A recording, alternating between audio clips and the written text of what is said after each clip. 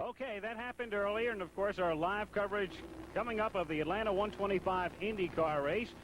Next up, however, the big story in racing today, USAC versus CART. Back with that in a moment.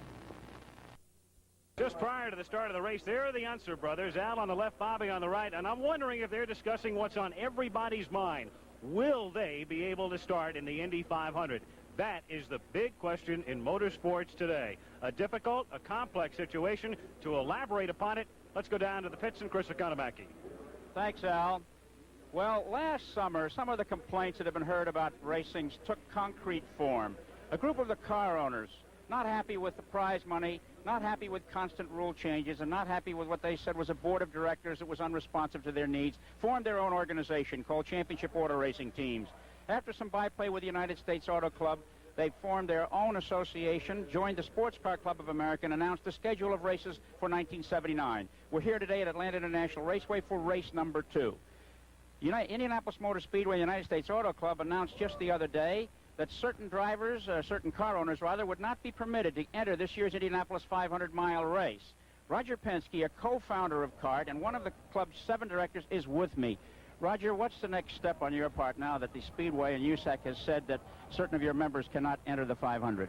Well, Chris, I'd like to just set the record straight at the beginning of this interview that in 1978, the USAC Board of Directors were represented at our races only by one individual at all of our races, and that was Judd Phillips.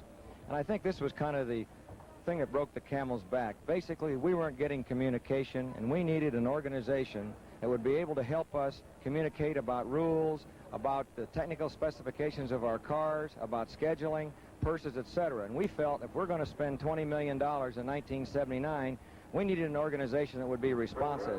And only having one of the existing board of directors going to all of our events, we didn't think that we were getting the proper representation.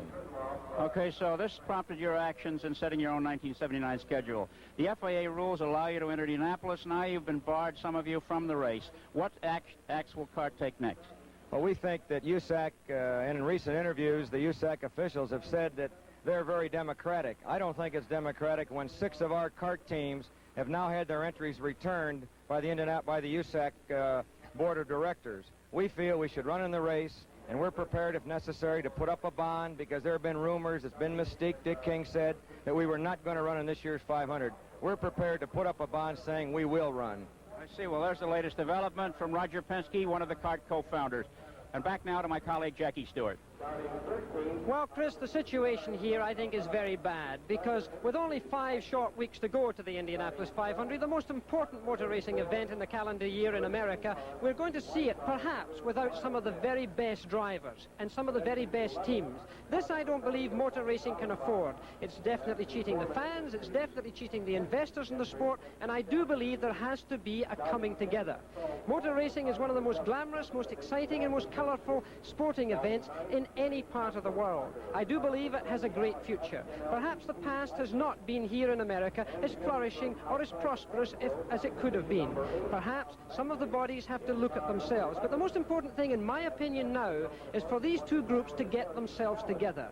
Because I believe the Indianapolis 500 is too important for a war to take place that would involve some of these great drivers and some of these great cars. So as far as Jackie Stewart's concerned, it's a question of, gentlemen, let's get together. Let's get ourselves together for the Indianapolis 500.